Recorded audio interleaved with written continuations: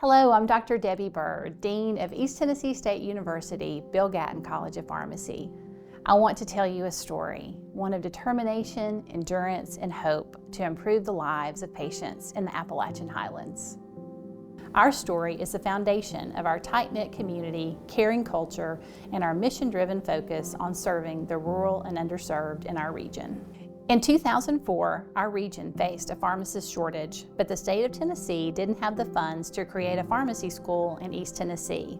Our community stepped up to fill the need with support from big donors like the late Bill Gatton to small donations at grocery store checkouts. If there's a person that we could go back to and say, where did it start?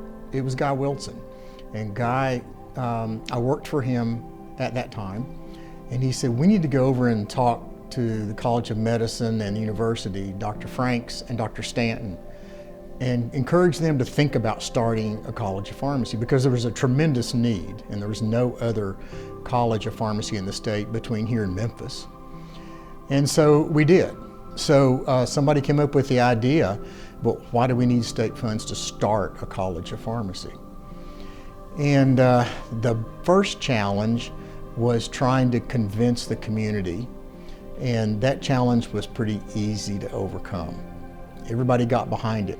We also then had a challenge of convincing the political environment to support the college. And I'll have to go back to a time when Dr. Stanton and others behind the scenes convinced Governor Bredesen that this is a good idea and that we can start this college with private funds. And he said, okay, prove it. He said, raise $5 million in 90 days of private funds. This community raised $5 million and passed that goal in 58 days.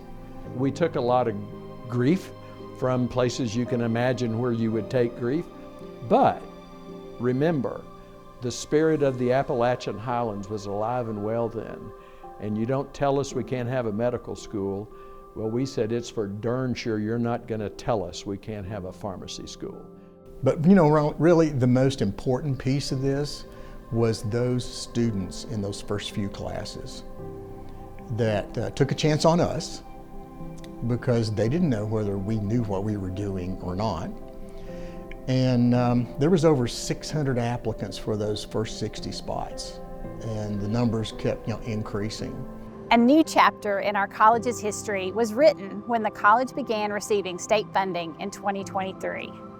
These funds significantly lower tuition, making a pharmacy education in our region more accessible and affordable for our students, many of whom go on to live and serve patients right here in Tennessee, as well as across the region and the country. In addition to the healthcare impact, our college is an economic driver for the region and the state, contributing to workforce and economic development. In 2022, the college earned the prestigious American Association of Colleges of Pharmacy Lawrence C. Weaver Transformative Community Service Award for its service to the community. Our history continues to grow with ETSU's Interprofessional Education and Research Center, now Bishop Hall, which opened in 2018. This building provides our students with additional classroom space, high-fidelity simulation labs, and standardized patient experiences. It also stands as a physical symbol for ETSU Health, where all 5 ETSU Health Sciences colleges come together under one roof. In fact, pharmacy's interprofessional curriculum is so important that our students are learning team-based care side by side with medical students in their very first semester.